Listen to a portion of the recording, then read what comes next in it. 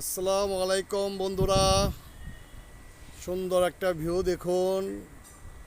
সন গাছ ইনশাল্লাহ উপভোগ করুন, দেখতে ভালোই লাগবে।